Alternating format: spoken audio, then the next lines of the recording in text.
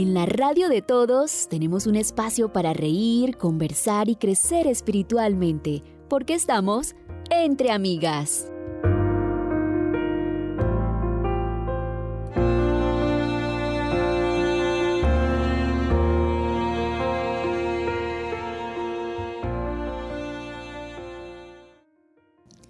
Un cordial saludo, les damos la bienvenida a Entre Amigas, un encuentro de mujeres con temas de actualidad. Qué placer saludarles y decirles que siempre vamos a tener un mensaje especial, un tema muy importante para cada uno de ustedes. Y el día de hoy abordaremos el tema un refugio de paz y no de violencia. Así que quédense con nosotros y junto a nuestra invitada, la abogada Edilma Hernández. Bienvenida, Edilma. Hola, hermana Rocío, ¿cómo está? Dios le bendiga, gracias por la invitación. Bueno, gracias a ti por aceptar esta invitación, por ser parte de Entre Amigas. Quisiera pedirte, Edilma, si puedes orar para dar inicio a este episodio. Claro que sí, oremos. Padre bueno, nos presentamos delante tuyo para que podamos, Señor, hablar con sabiduría a través de esta plataforma y el mensaje que se va a dar, Señor, sea de beneficio para tu pueblo. Bendícenos en el nombre santo de Jesús. Amén. Amén. Muy bien, y ahora damos paso a nuestro segmento musical saludable.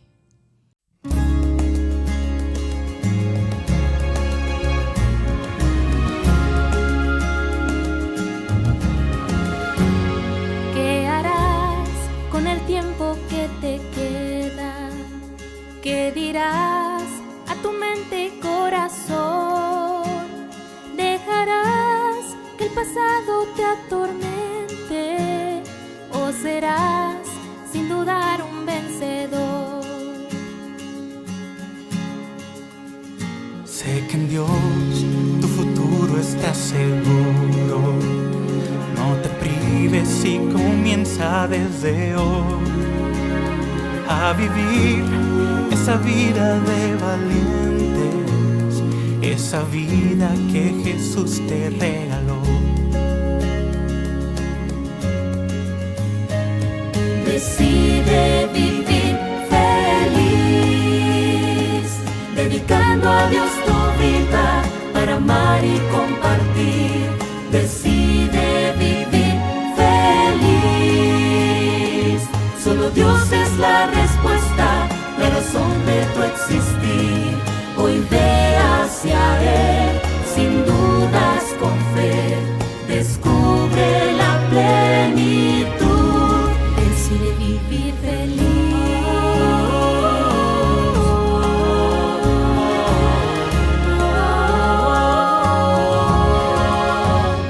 Paz tendrás a pesar de los problemas y verás lo que es bello y de valor. Cantarás en la noche más oscura, pues Jesús llenará tu corazón. Decide vivir feliz, dedicando a Dios tu vida para amar y compartir. Decide vivir feliz, solo Dios es la respuesta, la razón de tu existir. Decide vivir feliz, dedicando a Dios tu vida para amar y compartir. Decide vivir feliz, solo Dios es la respuesta, la razón de tu existir. Hoy ve hacia Él, sin dudas, con fe, descubre la plenitud. Decide vivir feliz, decide vivir feliz, decide vivir feliz.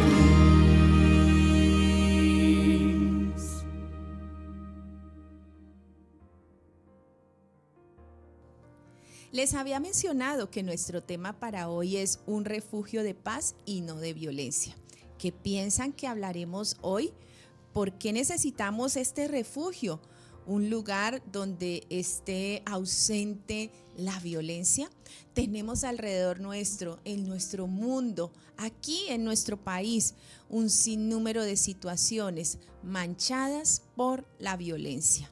Y qué triste, ¿cierto? Que lo que debe ser un refugio también se convierta en un centro de guerra en lugar de ser un refugio de paz. Pero hoy vamos a hablar de cómo podemos evitar la violencia y cómo podemos hacer un refugio justamente de eso, de paz.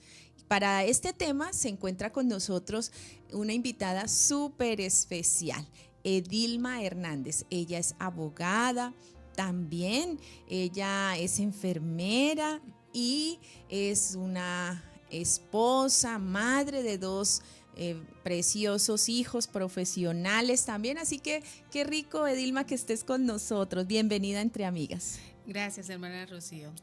Gracias por la invitación y qué bonito poder, a través del conocimiento que tengo, poder transmitir algún mensaje que pueda ser útil para la comunidad y para nuestra iglesia. Claro que sí, sin duda ya estamos poniéndonos aquí en marcha y sabemos que este tema será de gran bendición. Así que ustedes, si conocen a alguien que este tema le beneficia, pues compártaselo. Dígale que ya estamos al aire. Dígale que ya en nuestras plataformas se encuentra este nuevo episodio de Entre Amigas. ¿Por qué tendríamos que tratar este tema? ¿Por qué ese título, un refugio de paz y no de violencia? Se supone que el hogar es un lugar de paz y fue el diseño que Dios planeó para el centro de nuestra sociedad, el núcleo donde se forman los valores, pero tristemente a veces termina siendo un campo de batalla donde hay agresiones, donde la gente no habla, donde la gente no dice nada, y es importante a veces alertar o animar a esas personas que están sufriendo algún tipo de violencia dentro del hogar, puedan hablar, porque ese es el primer medio que existe para romper este círculo vicioso que se puede generar dentro del hogar. Así es. Bueno, y entrando en materia, quisiéramos preguntarte, ¿qué es la violencia intrafamiliar? Bueno, la violencia intrafamiliar es cualquier forma de agresión, ya sea física o psicológica, que ocurre dentro del núcleo de la familia. Generalmente es ejercida por alguien que tiene una posición de poder sobre los demás. O sea, se puede ejercer sobre niños, sobre mujeres, sobre adultos mayores, y esto genera un daño y daña las relaciones familiares. Por eso se llama una violencia intrafamiliar. Ok, o sea, se da allí al interior del hogar, ¿cierto? Entre los miembros. Sí. Entre los miembros de la familia. ¿Qué nos habla la ley acerca de este tema de violencia intrafamiliar? Por lo menos aquí en Colombia, porque cada país tiene su legislación, ¿cierto? Sin embargo, son muy similares en muchos lugares. ¿Qué podrías contarnos acerca de eso? Bueno, pues el Código Penal cataloga la violencia familiar como un delito que está en el artículo 229 y dice así: el que maltrate física o psicológicamente a cualquier miembro de su grupo familiar incurrirá en prisión de 4 a 8 años. Es un delito que la Fiscalía tiene la obligación de investigar y todo lo demás, como lo vamos a comentar más adelante, y como nos damos cuenta, este delito tiene pena de cárcel de 4 a 8 años, y eso es una violencia simple. Ya si llegase a ser una violencia agravada, donde de pronto más adelante abordaremos qué tipo de violencia puede ser esta agravada, la pena puede superar de 11 a 14 años, dependiendo del tipo de delito, como se haya cometido el delito. Uh-huh. Porque sabes que me gusta mucho que hagamos mención de esto, porque algunos encubrimos o queremos hacer pasar como por alto eso, como fue en la casa, no pasó nada. Si la agresión hubiera sido al vecino, al que me encontré en la calle, quizá hubiera sido delicado, pero eso en la casa fue a mi esposa, fue a mi esposo, fue a mi papá, fue a mi hijo, fue a mi mamá, no pasa nada. Es triste porque justamente un lugar donde debería haber paz y armonía, respeto y valores, se usa esa posición de familiaridad, de familia, de cercanía, para encubrir. Y es muy frecuente el delito de violencia intrafamiliar en Colombia, es muy frecuente. En los consultorios jurídicos, cuando siempre dan los casos a los estudiantes, de 10 casos, 8 pueden ser de violencia intrafamiliar. Wow. Entonces es bastante frecuente y casi nunca, o sea, y eso es solamente de los que se denuncian. Hay personas que van y denuncian, pero ¿cuántos están todavía en la casa y no han denunciado y están viviendo la violencia y no hablan, no dicen nada? Entonces es como hacer un llamado, o sea, usted tiene un derecho, usted tiene que vivir, o sea, su seguridad es importante, la paz de su familia es importante, pero no a costa de que usted sea violentada o que usted simplemente agache la cabeza y no diga nada.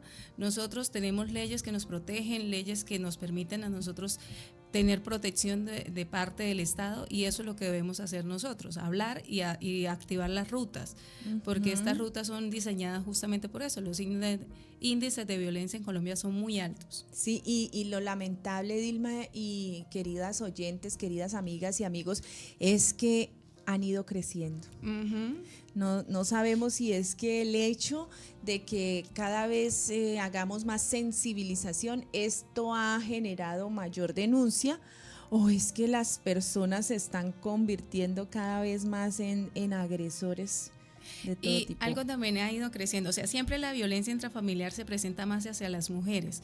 O sea, los índices, por ejemplo, en lo que va corrido del 2025 hasta mayo, según el ministerio, dice que la violencia intrafamiliar, por ejemplo, de pareja a pareja, se presentaron 2.525 casos, pero de esos 2.525, 2.155 fueron hacia la mujer y hacia el hombre 370.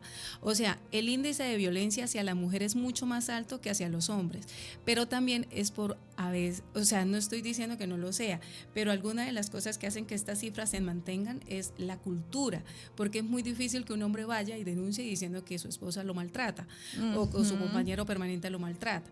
Entonces las mujeres somos más propensas a estar presentando estas denuncias y los hombres de pronto se guardan un poquito, pero sí es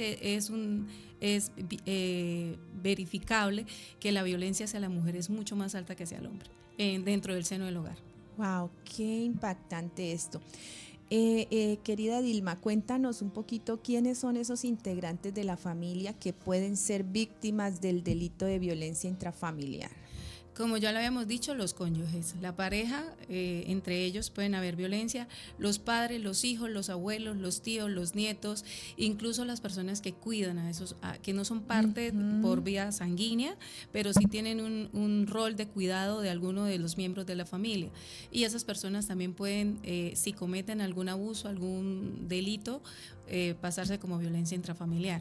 Eso es muy importante porque es que los delitos de violencia intrafamiliar en Colombia se sancionan mucho, las penas son muy altas comparados con los de agresiones personales, injuria, calumnia, lesiones y demás.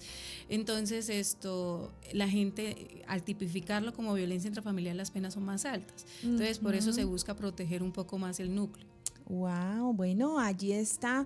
Entonces en cada familia cualquiera puede ser víctima. Cualquiera puede ser víctima. Y algo importante es, por ejemplo, que se considera que hay violencia intrafamiliar entre cónyuges que ya se separaron. Justamente eso iba a preguntarte. Si ya una relación dejó de existir, ¿en esa relación puede haber violencia intrafamiliar? Cuéntanos un poquito de eso. Sí, la Corte Suprema de Justicia el año pasado sacó una sentencia donde a través del análisis que hizo de un caso de una mujer que ya se había separado, la persona siguió agrediéndola, amenazándola, buscándola en el lugar de trabajo y se consideró que era violencia intrafamiliar porque los vínculos nunca se rompieron. Pueden haber vínculos afectivos para que haya una relación, pero también pueden haber vínculos de agresión y al no romperse ese vínculo se considera violencia intrafamiliar. También hay casos donde existen entre comunhijos, entonces va a mantener los vínculos de violencia intrafamiliar. O sea que una persona que se haya separado y que quiera ir a agredir a esa persona que acabó de separar, con la que se acabó de separar y considera que no lo van a tipificar el delito de violencia intrafamiliar, puede estar siendo tipificado y sindicado de este delito. Ok, entonces a mí me llama la atención porque cada vez que sale una noticia de esas tan tristes, yo quedo en alerta. Por ejemplo, cuando hay feminicidios y yo digo, ¿quién fue el agresor? ¿Quién fue el victimario? Y ya más o menos me empiezo a imaginar, mínimo fue la expareja. Sí, generalmente eso pasa. Sigo leyendo la nota, sigo escuchando la noticia, y me confirma que fue una expareja que Sí. no toleró la separación, que le dijo, no, si no estás conmigo, no estás con nadie, y viene y comete ese delito. ¿Qué? Exactamente, eso sucede y por eso el Estado se ha preocupado tanto por proteger a la mujer, porque generalmente siempre que hay el delito de feminicidio hubo un antecedente de violencia intrafamiliar y de pronto fue callado por la víctima o no se le dio el manejo. no se activó la ruta como se debía activar y por eso llegaron a esa situación. Qué lamentable. Edilma, me llamó también la atención y quisiera que hiciéramos un énfasis especial en la violencia contra el adulto mayor. Sí. La violencia contra el adulto mayor también se presenta mucho y es parte de la violencia intrafamiliar. Por ejemplo, hasta mayo del 2025 se habían presentado en adultos mayores 191 casos de violencia sobre el adulto mayor. De esos 100 eran mujeres y 91 son hombres. Ahí está un poquito más parejo las cifras entre hombres y mujeres. Pero ¿qué es lo que pasa? Es que estas personas mayores necesitan ayuda incluso para ir a denunciar, a veces no lo hacen. Ajá. En ese caso, entonces hay mucha violencia que se puede estar presentando y que nunca va a ponerse en conocimiento de la justicia.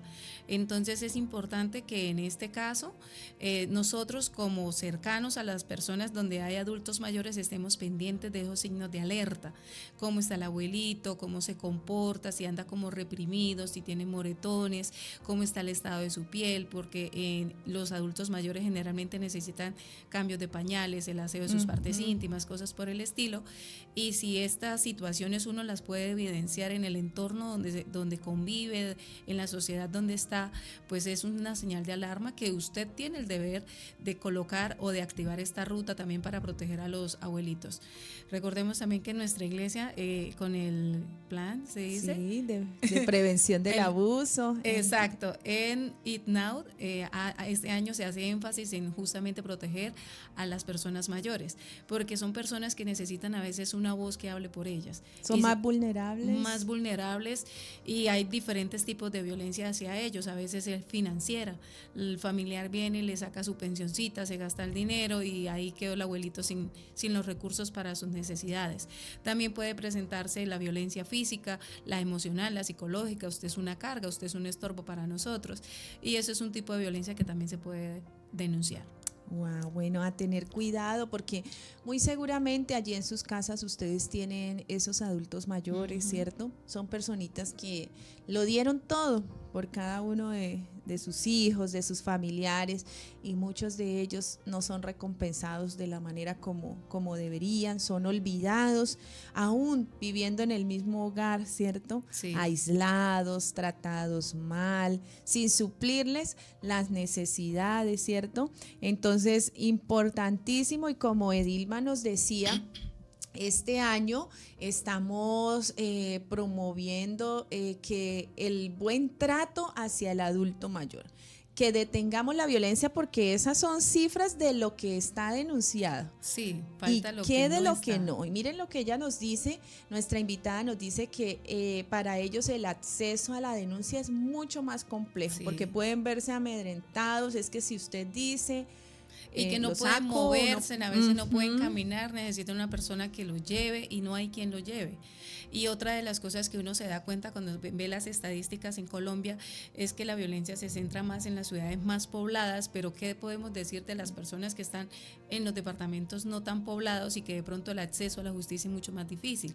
O zonas rurales. O zonas rurales, exacto. Y hacer que se active la ruta de protección para ellos es más difícil. Entonces son abuelitos que nunca van a tener una voz propia, sino que tenemos que nosotros ser la voz de ellos. Así es. Bueno, hace un momento, mientras nos decías un poquito acerca del abuso que pueden recibir los adultos mayores, yo pensaba que necesitamos aclarar ¿Cuáles son los tipos de violencia intrafamiliar? Sí, bueno, hay diferentes tipos de violencia. Generalmente por la que siempre se denuncia la violencia física, donde hay moretones, donde hay maltratos, donde hay lesiones que ya se propinaron a la persona. Se evidencia. Se evidencia, sí. Pero también existe la violencia psicológica, también existe la violencia sexual y la violencia económica. Es muy común dentro de los procesos que he conocido de violencia intrafamiliar que la física se relacione con la sexual. Generalmente esos tipos que son abusivos en cuanto a darle golpes a la esposa o amenazarlas y demás, también las obligan a tener relaciones. Y eso es una violencia sexual. Aparte también es que todas se une. O sea, esa persona que ha sido violentada generalmente también depende económicamente de esa persona. Entonces es una violencia económica. Y la psicológica ni se diga, porque siempre le está diciendo que puede ser una inútil, que usted no sirve, que no gana nada. Y eso es un tipo de violencia también bastante frecuente. Algo que también nosotros tenemos que mirar es que cuando se va a hacer una reparación para que yo pueda hacer ¿Restitución de derechos? No, cuando se va a hacer la reparación para que el agresor pueda tener beneficios en cuanto a las penas y a la justicia, hay que hacer una reparación, y esa reparación va encaminada también a una cifra económica. Entonces también los costos que se puede señalar en una violencia psicológica, el maltrato, el daño que le hayan hecho, se pueden ¿cómo se dice? Medir a través de una suma de dinero, y eso también se puede pedir. Porque, o sea, la persona que es agresor tiene que restituir, reparar el daño y prometer no volverlo a hacer.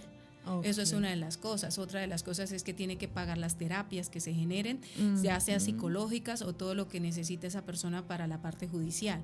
Eso lo asume el agresor. Después de que la persona decide hablar, al agresor se le vienen una serie de gastos. Tengo que pagarle psicólogo a la persona a la que agredí, tengo que darle los recursos para que presente la denuncia, y todo eso se va a sumar y al final él lo debe reponer.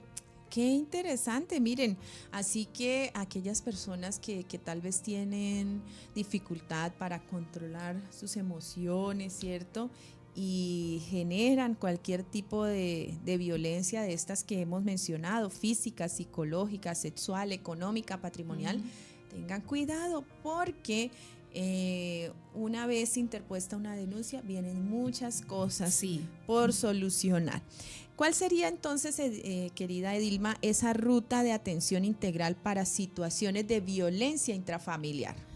Bueno, la ruta de atención integral, lo primero que debemos hacer es identificarla.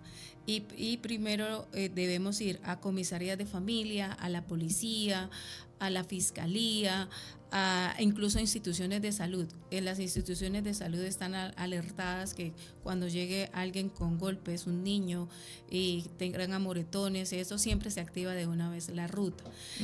Por ejemplo, una persona puede asistir a la comisaría o puede llamar a la línea 141, que es la línea de la comisaría, de familia, la de la policía obviamente la 123, que es la línea de emergencias, la fiscalía la línea 122, y hay una línea de atención que se llama el Código Púrpura, que se activa en la línea 155. Este es una protección que el gobierno ha establecido para la violencia de género, donde se da una ruta o una atención privilegiada a la mujer que ha sido víctima de algún tipo de violencia. Entonces son personas que cuando usted llama, pueden haber psicólogos, la van atendiendo, la van asesorando y le van diciendo qué hacer para ellos poder recibir la protección que necesitan. También se activa la patrulla púrpura, que es la persona agredida generalmente tiene que ir a la casa a sacar sus cosas, a ver de sus hijos, a sacar documentos y demás, y pues la patrulla púrpura tiene que acompañarla hasta el lugar, a garantizar la seguridad de ella, acompañarla a hacer las denuncias y todo lo demás. O sea, para la mujer realmente Colombia tiene un sistema que busca protegerlo, pero que muchas personas no lo conocen. Entonces, cualquier persona que sea víctima de violencia puede llamar, que sea mujer, llama al 155 y tiene una ruta especial. Bueno, curioso ese nombre, ¿no? Púrpura. ¿Por qué púrpura? Porque justamente el color púrpura es el símbolo de la lucha que hemos tenido las mujeres por nuestros derechos. Entonces, por eso se llama Código Púrpura. Ah, bueno, qué interesante. Háblenos un poquito, Edilma, acerca de esos factores psicosociales que influyen en el abandono o el no iniciar algún procedimiento judicial por parte de mujeres víctimas de violencia de género. Se nota mucho cuando las personas activan la ruta que muchos abandonan el proceso. Entonces llegan a la fiscalía, pueden presentar la denuncia, van a medicina legal, se hace dictamen médico, pero luego en el proceso, cuando empieza uno a llamarlas para las audiencias, ellos ya no quieren ir. Okay. ¿Y qué es lo que hace que esas personas a veces abandonen? Entonces, una de las cosas es, ellos relacionan el costo-beneficio, o sea, yo tengo que volver a revictimizarme, tengo que ir, contar nuevamente lo que me pasó, tengo que hacerlo en la comisaría, luego de pronto en una audiencia, lo tengo que narrar a la policía. Entonces eso dice, yo estoy sufriendo un daño y no quiero volverlo a hacer, entonces como que si me quedo callada sufro menos, pero es un error. Otra de las cosas que también es el temor a represalias. Obviamente las personas dependen a veces también de esa persona y se lo encuentran en cualquier lugar y va a tener miedo de que lo agreda de una manera más fuerte, porque el hombre o la persona que violenta piensa que con más violencia soluciona las cosas, y que le digan, no, mire, está demandado, entonces él puede tomar una represalia contra esa persona. También influye mucho la edad, hermana. Se da uno cuenta que dentro de las denuncias que hay de violencia intrafamiliar, el mayor número de denuncias la presentan mujeres entre 29 y 59 años. Ese es el mayor grupo de personas que presentan denuncias. Y las personas más adultas a veces porque no tienen los recursos o conocen el sistema, no saben cómo hacerlo, y las personas más jóvenes pueden ser también por miedo. Entonces la edad también influye en este tipo de situaciones.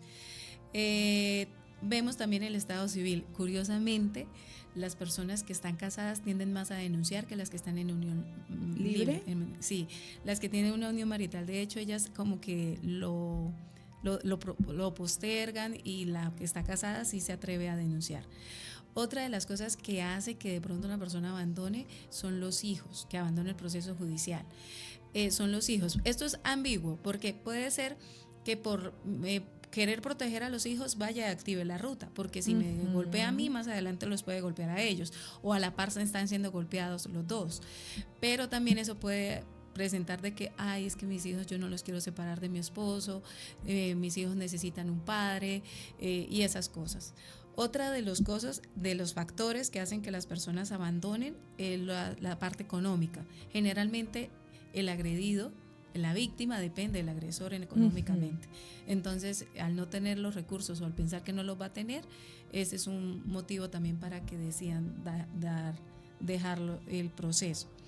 Y a veces se presenta mucho también esto de que la persona denuncia con la idea de que haya como una conciliación y de asustar a la persona, pero no realmente quiere que vaya a la cárcel.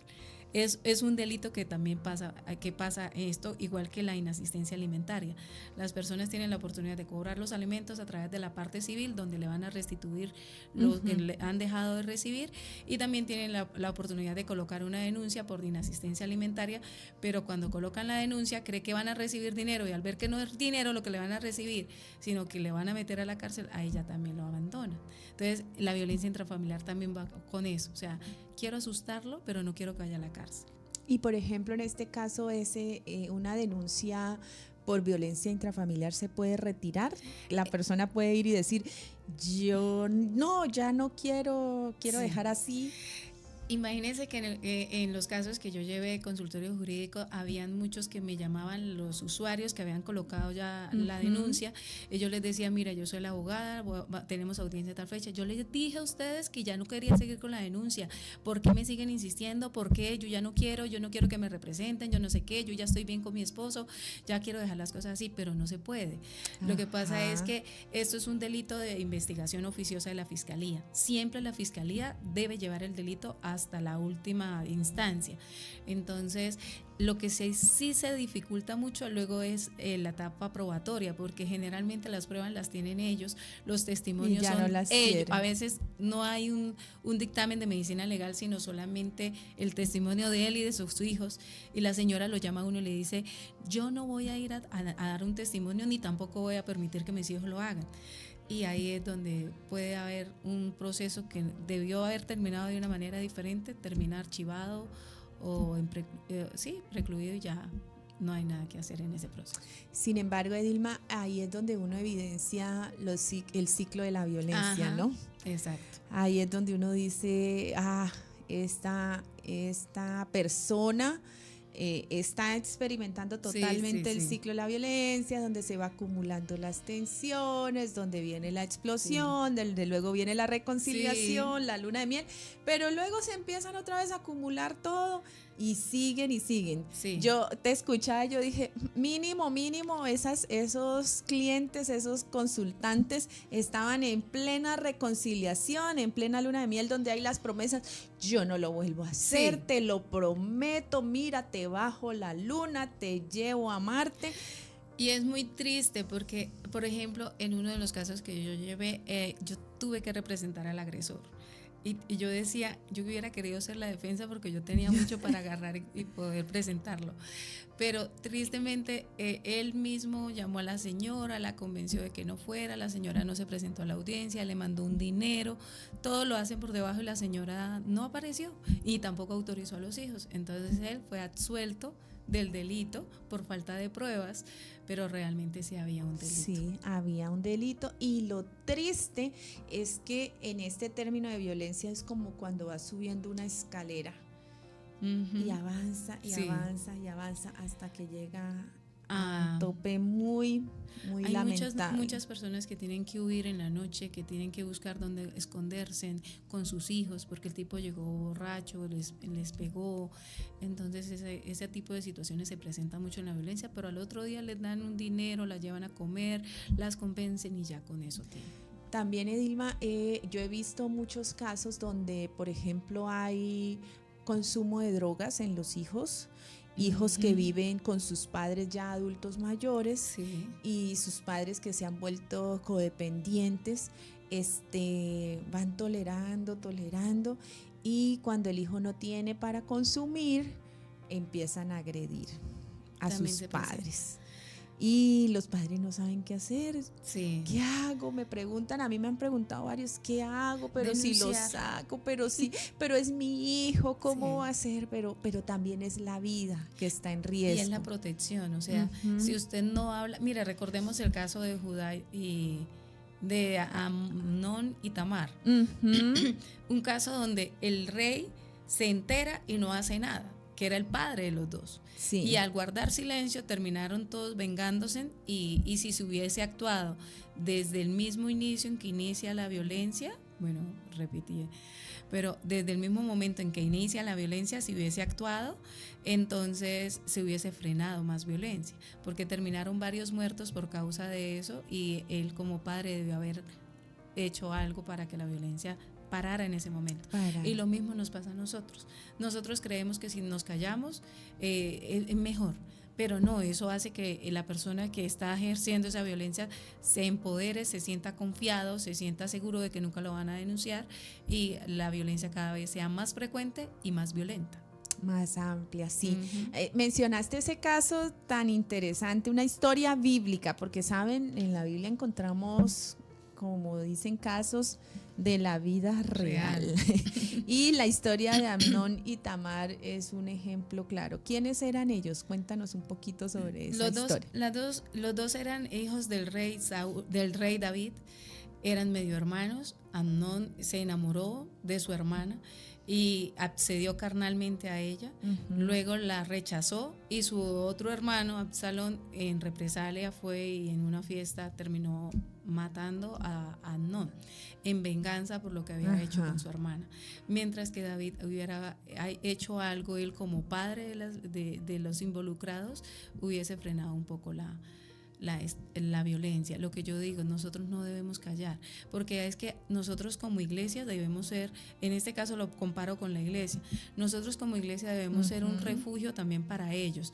Recordemos que las personas que son víctimas de violencia primero tienen miedo a la estigmatización. Allá va la que le golpean, la que la tratan mal, allá, o si es un hombre peor. Entonces en ese caso ellas tienen miedo a hablar, y ahora que yo vaya y hable y que se riegue la bola por todo porque se se volvió el chisme de pasillo, pues eso lo hace a ella sentir mal. Entonces, cuando llega conocimiento de algún grupo, o en nuestro caso de la iglesia, algún hecho de violencia, hay pecados que pueden no ser delitos, pero la violencia es un delito que está tipificado en el Código Penal y que como nosotros como garantes de estas personas debemos también ponerlo en conocimiento, lo que debió haber hecho David. Así es, qué interesante. Bueno, ¿cómo actúa Dios en estas circunstancias cuando hay agresión hacia una persona? Desde la parte bíblica, ¿cierto? ¿Cómo es Dios? ¿Qué esperanza podemos darle de pronto a aquellos amigos o amigas que quizá han pasado o están pasando por una situación de violencia intrafamiliar? Pues Dios siempre se ha preocupado por la protección del más débil. Siempre ha sido un refugio para nosotros y nosotros como creyentes en Dios debemos ser un refugio también para ellos. El Señor no nos llama a que callemos y tampoco a que odiemos, pero tampoco el hecho de perdonar quiere decir que yo tenga que callar. Hay rutas que se deben activar, hay mecanismos que están diseñados para protegerlos y lo que yo digo, en la iglesia nosotros podemos ser también esas personas que damos la voz por los que no tienen voz. En el caso de los abuelitos, cuando veamos un hecho de violencia, activemos la ruta. Para eso se diseñó. Y en el caso de cuando es una violencia entre una pareja, también hay diferentes consejerías matrimoniales y demás, pero también es bueno activar la ruta. Hay también que dejar claro que no todos los hechos de violencia terminan en cárcel. No es que si lo demandamos va para la cárcel y eso no es así siempre. O sea, el hecho de que inicie un proceso no quiere decir que ya está en la cárcel. Hay preacuerdos que se pueden hacer también con la fiscalía. Esos preacuerdos también se pueden orientar en la integración nuevamente de la familia, en que se busque la terapia, en que haya reparación, y eso también se debe hacer dentro de la iglesia. O sea, nosotros como miembros de una congregación donde decimos confiar en Dios, seamos un canal de protección para las personas más débiles. Así como Dios quiere ser nuestro refugio, que ellos puedan encontrar en la iglesia un refugio y un apoyo. Porque, hermana Rocío, es muy triste llegar a una estación de policía, decirle al policía, vengo a colocar una denuncia por violencia intrafamiliar, le dicen, ay, usted se lo buscó. ¿Quién la mandó a vivir con una persona así? A usted nadie le dijo. Ahí ya empieza otra vez una revictimización. Sí puede haber un error de la persona, pero en este momento está buscando una ayuda. Y si llega alguien de la iglesia y le dice, es que mi esposo o mi esposa o mi papá o esto me están haciendo esto, ¿usted cómo se va a quedar callado o cómo le va a decir eso? Ay, eso no haga nada, eso cállese. No, hay que hacer algo. Hay que hacer algo porque somos cristianos y debemos tener un refugio de paz y no de violencia. Bueno, y hay que construir justamente ese hogar siendo un refugio, viendo que la violencia no es la solución a los problemas, ¿cierto? A los conflictos. No llegaríamos a acciones violentas si aprendemos a resolver conflictos adecuadamente. Claro. Porque conflictos vamos a tener. Vamos a tener. Todos. Y en la casa más. Sí. Pero depende de la sabiduría con la que yo y la espiritualidad que yo tenga para hacerlo. Así porque es. Nunca debo pensar que porque tengo una posición de poder en la casa tengo que someter a los demás miembros a mi voluntad, porque todos somos libres y todos debemos ser uno ayudar al otro y así tener un hogar de paz. Así es. Bueno, ¿cuál es el mensaje final para nuestros oyentes, Edilma? Que si usted está siendo víctima de violencia o ve a alguien que esté sufriendo este tipo de violencia, sea un abuelito, sea su pareja, sea sus hijos, sea sus abuelos, cualquier persona que forme parte del núcleo familiar, denuncie, no se quede callada, porque si usted denuncia, se presenta una ruta que le va a ayudar a fortalecer tanto la parte emocional como también la parte legal. Entonces es bueno que no todos los delitos queden siempre allá escondiditos porque somos cristianos o porque me da miedo, sino que activemos las rutas y verá que cuando usted reconoce el problema, lo identifica y busca la solución, la va a encontrar. Entonces si son mujeres las que están siendo víctimas de violencia, llamen al 155, que es el número donde usted puede empezar la ruta, activar y ahí va a tener solución y paz y tranquilidad a su hogar. Así es, bueno, muchas gracias a nuestra invitada por este tema tan especial. Estamos entonces propiciando que nuestros hogares sean ese refugio de paz y no de violencia, porque hemos sido llamados para amar. Sabes que encontré que días en un lugar que visité y me llamó la atención, Edilma, esta frase, y se me acaba de aparecer en mi mente porque estaba en un cuadro y decía: viniste a este mundo a amar, no te distraigas. Eso es. Y vinimos a amar porque Dios nos llena de amor y la violencia es el antónimo al amor. Completamente de acuerdo.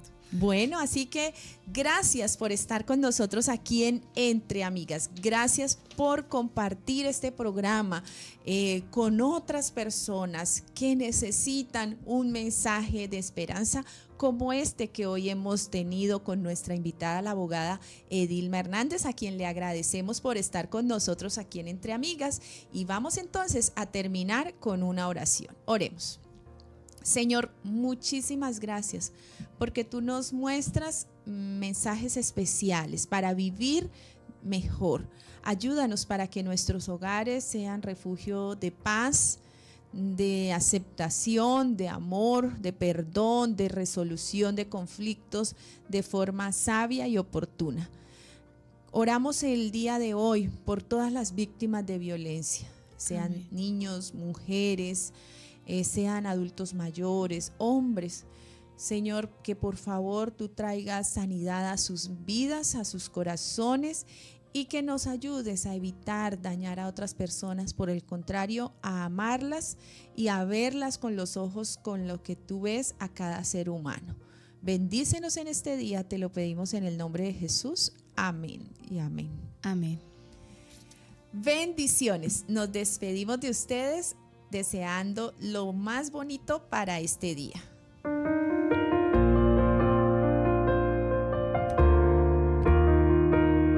En la radio de todos tenemos un espacio para reír, conversar y crecer espiritualmente, porque estamos entre amigas.